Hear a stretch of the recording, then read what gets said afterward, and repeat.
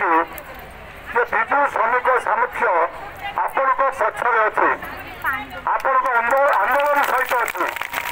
ଏ ଆନ୍ଦୋଳନର ଦାବି ହାସଲ ନ ହେବା ପର୍ଯ୍ୟନ୍ତ ବିଜୁ ଶ୍ରମିକ ସାମୁଖ୍ୟ ଆପଣଙ୍କଠୁ କେବେ ଦୂରେଇବ ନାହିଁ। ଆପଣ ଜାଣିଛନ୍ତି ଯେ ଆମର ନେତା ନବୀନ ପଟ୍ଟନାୟକ ଆପଣଙ୍କ ପାଇଁ ମିଶନ ଶକ୍ତି ଗୋଟେ ସ୍ୱତନ୍ତ୍ର ବିଭାଗ କଲେ।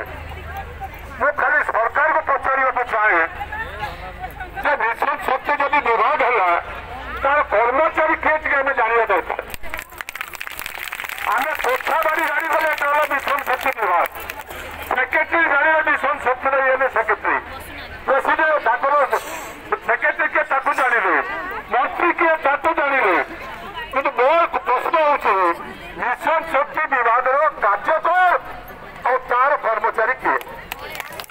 ଆପଣ ଯୋଉ 75,000 ଗୋଷ୍ଠୀ ଅଛନ୍ତି ଯାହାକୁ ଆମର କହିଲେ ସୁଭାଷ ବାବୁ, ସେ ଗୋମିତ୍ର ହଉ କି ଆମ ପ୍ରାଣୀ ମିତ୍ର ହଉ, ଏ ଯୋଉ ରହିଲେ ଯିଏକି ଜିପିଏଲ୍ ସଂଘ ସହିତ ଜଡ଼ିତ, ସେମାନେ ନା ଆଉ କିଏ ନୂଆ ଯେଉଁମାନେ ଗାଁରେ ରହୁଛନ୍ତି ସେମାନେ ଟିକେ ସରକାର ଉପରେ ମନ୍ତବ୍ୟ ଦେବା ଉଚିତ।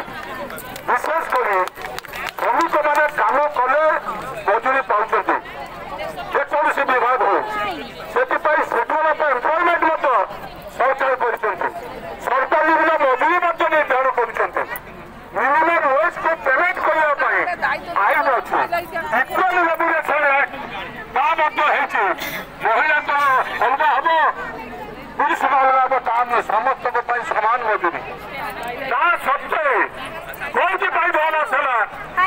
ଆଜି ଯୋଉ ଭଉଣୀମାନେ କାମ କରୁଛନ୍ତି ତାଙ୍କର ଦରମା ବନ୍ଦ କରି ରଖିବାର କାରଣ କଣ?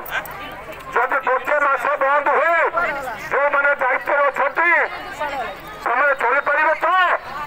ବଜାର ଦରଜ ହେଲାଣି, ପରିବାର କିଭଳି ଚଳିବ?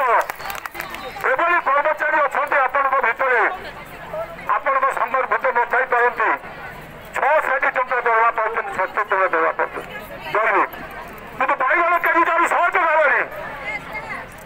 କୋଉ ଦର କମୁଛି? ଦର ବଢୁଛି କିନ୍ତୁ ଶ୍ରମିକର ମଜୁରୀ ବଢୁନାହିଁ, ବରଂ ତାଙ୍କ ମଜୁରୀ କମୁଛି। ଇଏ ଦୁର୍ଭାଗ୍ୟର କଥା। ଆଉ କାଳ ବିଳମ୍ବ କରିବା କଥା ନୁହେଁ, ଇଏ ରାଜନୀତି କଥା ନୁହେଁ। ଏବେ